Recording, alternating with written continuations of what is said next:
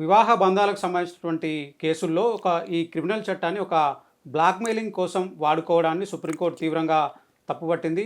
ఏకంగా భర్త పైనే పోక్సో కేసులు భార్యలు పెడుతుండడాన్ని కూడా కోర్టు ఈ సందర్భంగా తీవ్రమైనటువంటి వ్యాఖ్యలతో మందలించింది. సో, ఇలాంటి సంస్కృతి పెరిగిపోతున్నటువంటి నేపథ్యంలో ఒకంత ఆందోళన కూడా వ్యక్తం చేసింది. ఈ నేపథ్యంలో అసలు సుప్రీంకోర్టు ఇంత ఘాటైనటువంటి వ్యాఖ్యలు చేయడానికి కారణమైనటువంటి కేసేంటి?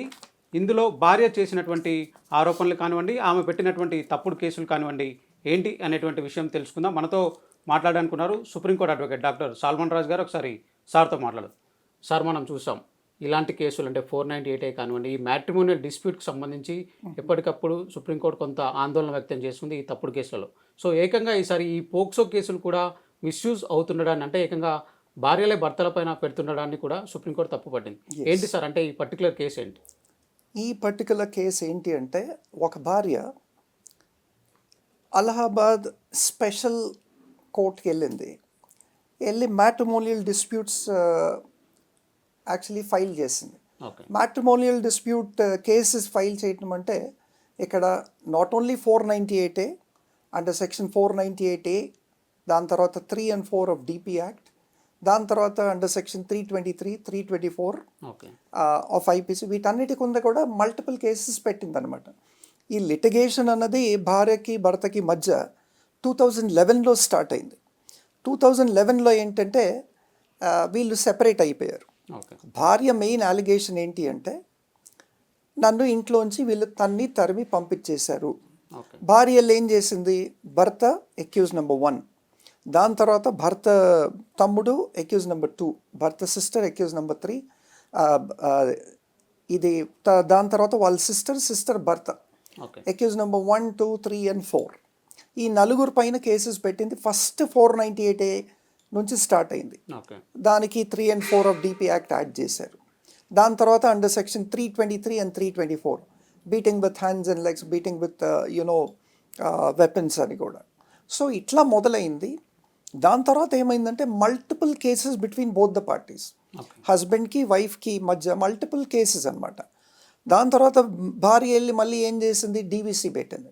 డీవీసీ అండర్ సెక్షన్ 17, 19, 20, 21 and 22 దాని కింద పెట్టిన తర్వాత మళ్ళీ ఇంకా మల్టిపుల్ క్రిమినల్ కేసెస్ కూడా పెట్టింది, ట్రెస్పాస్ అని ఇదని. ఇక్కడ ఏమైపోయిందంటే భర్త కూడా వెళ్ళి ఏం చేశారంటే ఒక 2 కంప్లైంట్ కేసెస్ రిజిస్టర్ చేశారు భార్య అగెయిన్స్ట్. దాని తర్వాత భార్య వచ్చి ఒక స్ట్రింగ్ ఆఫ్ ఎఫ్ఐఆర్స్ ఈ భర్త పైన, భర్త కుటుంబీకుల పైన, అందరిపైన కూడా చేసింది. ఈ క్రమంగా ఈ లిటిగేషన్స్ అంతా కూడా అవుతున్నాయి.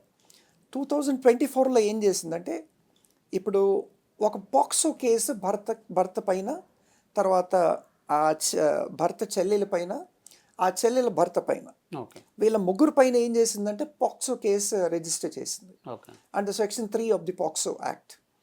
ఏంటి అంటే వీళ్ళకి ఈ అవుట్ ఆఫ్ దిస్ మ్యారేజ్ వీళ్ళకి ఒక 14-year-old గర్ల్, 2024 నాటికి వీళ్ళకి ఒక అమ్మాయి, ఆ అమ్మాయికి 14 ఏళ్ళు.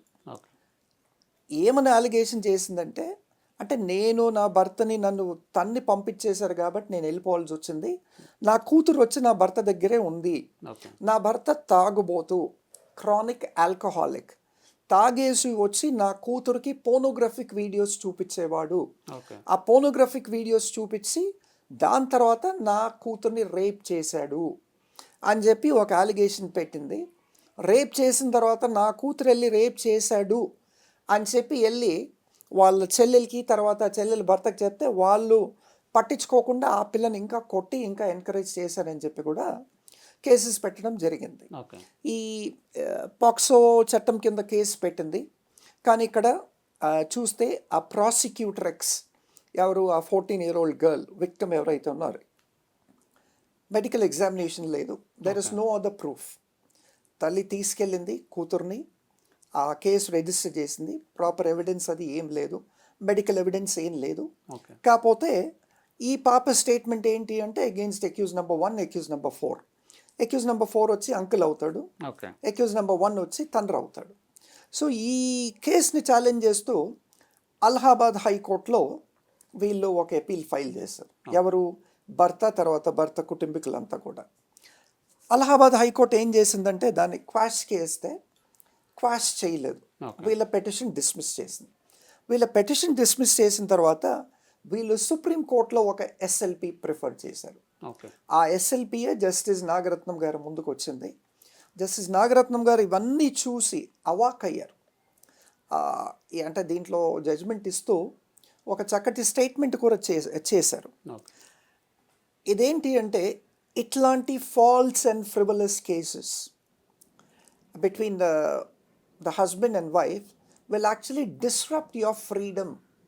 It will disrupt your life of independence. It will disrupt your independence also. You cannot live a free life అని చెప్పి జస్టిస్ నాగరత్నం కూడా ఇది చెప్పడం జరిగింది. ఇంకోటి ఏంటి అంటే ఈ స్ట్రింగ్ ఆఫ్ ఎఫ్ఐఆర్స్ ఏవైతే ఉన్నాయో between the husband and wife, ఈ స్ట్రింగ్ ఆఫ్ ఎఫ్ఐఆర్స్ ఎందుకు ఫైల్ చేస్తుంది భార్య అంటే only to flip attention of the cases towards genuine litigation against the genuine litigation. Genuine litigation నుంచి యాక్చువల్లీ అటెన్షన్ డైవర్ట్ చేయాలన్న ఉద్దేశంతోనే ఈ ఫాల్స్ కేసెస్ అన్నీ కూడా, ఈ స్ట్రింగ్ ఆఫ్ కేసెస్ అన్నీ కూడా మ్యాట్రిమోనియల్ డిస్ప్యూట్స్ ఫైల్ చేయడం జరుగుతుంది అని చెప్పి సుప్రీంకోర్టు వారైతే యాక్చువల్లీ ఈ స్టేట్మెంట్ కూడా చేసి ఈ అబ్జర్వేషన్ చేశారండి. అందుకని ఏంటి అంటే దీంట్లో ఈ పాక్సో కేస్ అగెయిన్స్ట్ ఎస్ఎల్పి అయితే ఫైల్ చేశారు. ఎస్ఎల్పిని అయితే అలౌ చేసింది. అంతకుముందు హైకోర్టుకి వెళ్ళినప్పుడు హైకోర్టు ఇచ్చిన ఆర్డర్ని సెటిసైడ్ చేస్తూ జస్టిస్ నాగరత్నం గారు ఈ పాక్సో కేసుని అయితే క్వాష్ చేశారు. చేస్తూ ఈ ఫైండింగ్స్ అన్నీ కూడా చెప్పారు. తర్వాత ఇంకోటి ఏమన్నారంటే ఈ వెక్సేషియస్ లిటిగేషన్స్ అంటే ఏళ్ళ తరబడి ఈ లిటిగేషన్స్ అన్నవి ఇది ప్రాపర్ కాదు. ఒక భార్యకి భర్తకి మధ్య ఇట్లాంటి డిస్ప్యూట్స్ ఉండకూడదు. అడ్వకేట్స్ ఉండి వాళ్ళ లిటిగెంట్స్కి చెప్పాలి, దాన్ని కాంప్రమైజ్ చేసుకోమని చెప్పి, లేదంటే లిటిగేషన్స్ తగ్గించాలి, మళ్ళీ ఇట్లా false and frivolous cases file చేయకూడదు అని చెప్పి అడ్వకేట్స్ని కూడా అడ్రస్ చేస్తూ చెప్పారు. Being lawyers and being advocates, it's your duty to suggest and to advise your clients అని చెప్పి కూడా అన్నారండి. ఓకే సార్, మనం జనరల్గా ఈ మ్యాట్రిమోనియల్ డిస్ప్యూట్స్లో గతంలో ఈ 498 అనేది బాగా మిస్యూజ్ అవుతుంది అనేటువంటి వ్యాఖ్యలు మనం చాలా చూసాం. సో తాజాగా ఏకంగా పోక్సో కేసు కూడా ఈ భార్యాభర్తల ఏమంటే ప్రతీకార చర్యల్లో ఈ పోక్సో కేసులు కూడా పెట్టడాన్ని ఎట్లా చూడాలి సార్? అంటే ఇది కూడా ఒక ప్రమాదకరమైనటువంటి హెచ్చరిక అనుకోవచ్చా? అంటే జనరల్గా పోక్సో కేసులు మామూలుగా మైనర్ల పైన ఏదైనా అఘాయిత్యాలు జరిగినప్పుడు అలాంటి సందర్భాలను పెడుతూ ఉంటారు, కానీ ఏకంగా ఇవి ఇప్పుడు మ్యాట్రిమోనియల్ డిస్ప్యూట్స్లోకి కూడా రావడం అనేది మనం ఎట్లా చూడాలంటారు? కరెక్ట్ అండి, చాలా బాధాకరం అండి.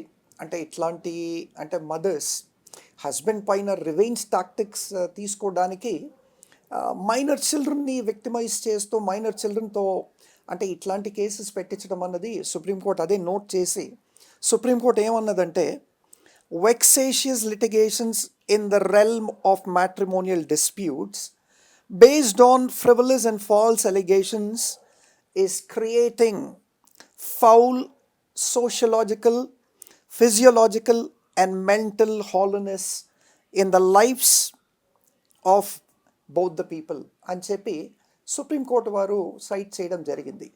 అంటే అక్కడ సుప్రీంకోర్టు నోట్ చేసింది ఏంటి అంటే this is not a genuine POCSO case, it is a false case, it is a frivolous case. దాని తర్వాత ఇక్కడ ఈ అపెలెంట్స్ ఎవరైతే ఎస్ఎల్పి ప్రిఫర్ చేశారో వీళ్ళ కౌన్సిల్ వెహమెంట్లీ ఆర్గ్యూ చేశారు. ఏమన్నారంటే లేదు, that girl is been henpecked by the mother. అంటే ఏంటి, వాళ్ళ అమ్మ చెప్పమన్నదే పాప చెప్పింది, వాళ్ళ అమ్మ ఈ అమ్మాయికి నేర్పించి వాళ్ళ నాన్న పైన అంకల్ పైన ఇట్లాంటి అలిగేషన్స్ చేయమని చెప్తే అమ్మాయి చెప్పింది అని చెప్పి కూడా మీరు జడ్జ్మెంట్ చూస్తే తెలుస్తుంది. దాంట్లో జడ్జ్మెంట్లో వీళ్ళ కౌన్సిల్ ఆర్గ్యూ చేసిన ఆర్గ్యుమెంట్స్లో కూడా వెహమెంట్లీ చెప్పడం జరిగింది. దాన్ని సుప్రీంకోర్టు అబ్జర్వ్ చేసింది. అందుకనే సుప్రీంకోర్టు వారు ఈ అబ్జర్వేషన్ చేశారు. ఏంటి, ఇది ఒక ఫౌల్ ఇంప్రెషన్ ఇస్తుంది సొసైటీకి, ఇది మీ సోషలాజికల్ లైఫ్ ఎఫెక్ట్ చేస్తుంది, ఇది మీ సైకలాజికల్ లైఫ్ ఎఫెక్ట్ చేస్తుంది, దాని తర్వాత ఒక మెంటల్ హాలోనెస్ అన్నది క్రియేట్ అవుతుంది, you are ultimately losing your independence. So do not do this అని చెప్పి ఒక వార్నింగ్ అయితే ఇస్తూ సుప్రీంకోర్టు వారు ఈ ప్రత్యేక జడ్జ్మెంట్లో అందరికీ కూడా అంటే ఇట్లాంటి false and frivolous cases file చేయకూడదు అన్నారు. ఓకే. అంతకుముందు మనం చూస్తే సుప్రీంకోర్టు వారు అంతకుముందు ప్రీవియస్లీ ఇట్లాంటి ఫాల్స్ పాక్సో కేసెస్లో కూడా ఇన్వాల్వ్ అయ్యి జడ్జిమెంట్ ఇచ్చారు. ఏంటి అంటే ఒక మైనర్ బాలిక ఏ అబ్బాయినైనా ఒక మేజర్ అబ్బాయిని ప్రేమించి వెళ్ళి పెళ్లి చేసుకున్నారు అనుకోండి, పేరెంట్స్ వచ్చి అమ్మాయిని ఫోర్సిబుల్గా తీసుకెళ్ళి ఆ అబ్బాయి పైన అబ్బాయి కుటుంబీకుల పైన ఫాల్స్ పాక్సో కేసెస్ పెట్టారు. దాంట్లో కూడా అంతకుముందు సుప్రీంకోర్టు వారు జడ్జిమెంట్ ఇచ్చారు, చక్కటి జడ్జిమెంట్. ఏంటి అంటే లేదు, అట్లాంటి సర్కమ్స్టాన్సెస్లో POCSO is not applicable, POCSO is not maintainable అని చెప్పి కూడా సుప్రీంకోర్టు వారు అన్నారు. అందుకనే దాంట్లో కూడా మిస్యూజ్ అయింది పాక్సో యాక్ట్. ఇప్పుడు వచ్చేసి ఇట్లాంటి మ్యాట్రిమోనియల్ డిస్ప్యూట్స్లో కూడా అప్లికబుల్ అవుతుంది. కాబట్టి సుప్రీంకోర్టు వారు అయితే ఖచ్చితంగా చెప్పారు, one should not actually misuse the POCSO act. Okay. So ఎట్లా చూడాలి సార్, అంటే చాలామంది పోక్సో కేసుల వల్ల ఇబ్బందులు పడుతూ ఉంటారు. సో నిజమైనటువంటి బాధితులకు కూడా అన్యాయం జరిగేటువంటి అవకాశం ఉంటుంది, అంటే ఇలాంటి ఫాల్స్ కేసుల వల్ల. సో ఇలాంటి ఫాల్స్ కేసులు పెట్టకుండా ఉండాలి అంటే బేసిక్గా ఏమైనా ప్రిలిమినరీ ఎంక్వైరీ అనేది ఉన్న తర్వాత ఇలాంటి కేసులు పెడితే బాగుంటుంది అంటారా? అంటే జనరల్గా పోక్సో కేసుల్లో వెంటనే పోలీసులు రియాక్ట్ అయ్యేటువంటి అవకాశం ఉంటుంది కదా? కరెక్ట్ అండి. ఇప్పుడు ఇట్లాంటి ఫాల్స్ అండ్ ఫ్రివలస్ కేసెస్ పెట్టడం వల్ల జెన్యూన్గా ఎవరైతే యాక్చువల్లీ పాక్సోకి సబ్జెక్ట్ అయ్యారో వాళ్ళని కూడా, అంటే వాళ్ళ కేసెస్ కూడా క్వశ్చనబుల్ అవుతున్నాయి. కాబట్టి అడ్మినిస్ట్రేషన్ ఏం చేయాలి అంటే ఒక ఎస్ఓపి జారీ చేయాలి, ఒక standard operating procedure. What is a false case and what is actually a genuine case, who exactly is a victim and who is not a victim, under what circumstances is it being victimized, and they also have to seek a medical report. POCSO Act report avagane station lo immediately medical examination ki pampinchali. Okay. Without seeking a medical analysis, without seeking a medical report, a POCSO should not be registered. Okay. So itlanti konni SOPs మన central administration కనుక జారీ చేస్తాయి అన్ని police స్టేషన్స్కి, ఇట్లాంటి amendments in the law తీసుకొస్తే, ఇట్లాంటి amendment in పాక్సోలో కూడా తీసుకొస్తే ఏమవుతుందంటే అప్పుడు ఇట్లాంటి ఫాల్స్ కేసెస్ అన్నది మనం ఎరాడికేట్ చేయొచ్చు. పోలీస్ వారు ఇట్లాంటి ఫాల్స్ కేసెస్ కట్టరు. ఇప్పుడు ఈ కేసులో చూడండి, మదర్ వెళ్ళి చెప్పింది, అక్కడ జడ్జ్మెంట్ చదివితే తెలుస్తుంది మీకు, ఎక్కడ కూడా ఒక మెడికల్ రిపోర్ట్ ప్రొడ్యూస్ చేయలేదు మదర్, ఎక్కడ కూడా ఒక ఆడియో కానీ వీడియో కానీ ఎవిడెన్స్ లేదు, ఎక్కడ కూడా ఒక డాక్యుమెంటరీ ఎవిడెన్స్ లేదు. ఆవిడ అమ్మాయిని తీసుకెళ్ళింది, పోలీస్ వారు ఏం చేశారు, చిన్న పాప కదా, అరే ఒక మైనర్ గర్ల్ కదా, మైనర్ బాలిక, అందులో మదర్ అకంపెనీ చేస్తుంది కదా, జరిగే ఉంటుంది అన్న ఇంప్రెషన్తో చేశారు. But that is actually against the law అండి. There is a set protocol. So the police has to follow the set protocol and the police needs to have the standard operating procedures before filing a POCSO. Okay, right sir, thank you. So అంటే ఇది ఓవరాల్గా చూసుకున్నట్లయితే భార్యాభర్తల మధ్య వచ్చేటువంటి కేసులు ఏవైతే ఉంటాయో వాటిలో ఒకరి మీద ఒకరు ప్రతీకారం తీర్చుకోవడానికి ఏకంగా ఇప్పుడు పోక్సో కేసులను కూడా ఉపయోగించడాన్ని, పోక్సో కేసులు కూడా పెట్టడాన్ని సుప్రీంకోర్టు తీవ్రంగానటువంటి ఒక నేరంగా కూడా భావించింది. సో ఇలాంటి తప్పుడు కేసులు పెట్టడం ద్వారా నిజమైనటువంటి ఎవరైతే బాధితులు ఉంటారో వాళ్ళకు కూడా అన్యాయం జరిగేటువంటి అవకాశం ఉంటుందనేటువంటి విషయాన్ని సుప్రీంకోర్టు ఈ సందర్భంగా చెప్పింది. ఏకంగా భార్యలకు కూడా ఒక వార్నింగ్ లాగా ఇచ్చిందనేటువంటి విషయాన్ని మన సాల్మన్ రాజు గారు అయితే చెప్తూ ఉన్నారు. ఇక ఏకంగా ఇలాంటి పోక్సో కేసులు, అంటే పోక్సో కేసుల్లో ఇలాంటి తప్పుడు కేసులను కూడా అరికట్టాలంటే మాత్రం ఒక ఎస్ఓపి లాంటి కొన్ని చర్యలను ఖచ్చితంగా కేంద్ర ప్రభుత్వం కానివ్వండి, సుప్రీంకోర్టు కానివ్వండి కొన్ని రకాల గైడ్లైన్స్ తీసుకురావాలి. సో అలాంటి గైడ్లైన్స్కి అనుగుణంగానే ఇలాంటి కేసులు వచ్చినప్పుడు వాటికి అనుగుణంగానే నిజమైనటువంటి కేసులేవో తప్పుడు కేసులేవో నిర్ధారించి కేసులు పెడితే నిజమైనటువంటి బాధితులకు న్యాయం జరిగేటువంటి అవకాశం ఉంటుందని కూడా సాల్మన్ రాజు గారు అయితే చెప్తున్నారు. వీడియో జర్నలిస్ట్ చరణ్తో శ్రవణ్, ఏవైనా ఆంధ్రజ్యోతి, హైదరాబాద్.